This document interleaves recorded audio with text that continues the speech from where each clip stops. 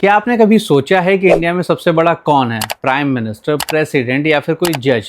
सच्चाई यह है कि तीनों में से कोई भी नहीं। इंडिया में सबसे बड़ा है लॉ, और इसी आइडिया को कहते हैं रूल ऑफ लॉ। अब सिंपल शब्दों में समझिए, रूल ऑफ लॉ का मतलब होता है कानून सब पर बराबर चलेगा। यानी कोई भी इंसान, चाहे वो आम आदमी हो या फिर कोई पावरफुल लीडर, कोई भी लॉ से ऊपर नहीं है। इस कंसेप्ट को सबसे पहले एक इंग्लिश ज्यूरिस्ट एवी डाइसी ने समझाया था। उन्होंने मेन 3 इंपॉर्टेंट पॉइंट्स बताए थे। फर्स्ट इंपॉर्टेंट पॉइंट था इक्वालिटी बिफोर लॉ। सब लोग लॉ के सामने इक्वल हैं, किसी के लिए स्पेशल रूल नहीं होगा।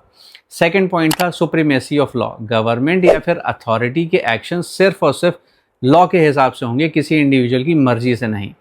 थर्ड इंपॉर्टेंट पॉइंट था प्रोटेक्शन बाय कोर्ट्स। अगर किसी व्यक्ति के राइट्स वायलेट होते हैं तो कोर्ट्स उन्हें प्रोटेक्ट करते हैं। इंडिया में ये प्रिंसिपल लिखा गया है कॉन्स्टिट्यूशन के आर्टिकल 14 में, राइट टू इक्वालिटी में। वहाँ क्लियरली लिखा हुआ है the state shall not deny to any person equality before law और equal protection of the law.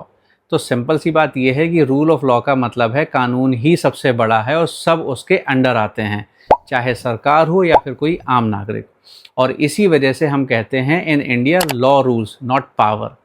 अगर कभी लगे कोई अथॉरिटी या फिर गवर्नमेंट ऑफिसर लॉ के ऊपर जाके या लॉ को इग्नोर करके कोई एक्शन ले रहा है, तो याद रखिए रूल ऑफ लॉ के हिसाब से कानून के ऊपर कोई नहीं, और आप उसके एक्शन के अगेंस्ट कोर्ट में जा सकते हैं एंड कोर्ट आपके राइट्स को प्रोटेक्ट जरूर करेगा।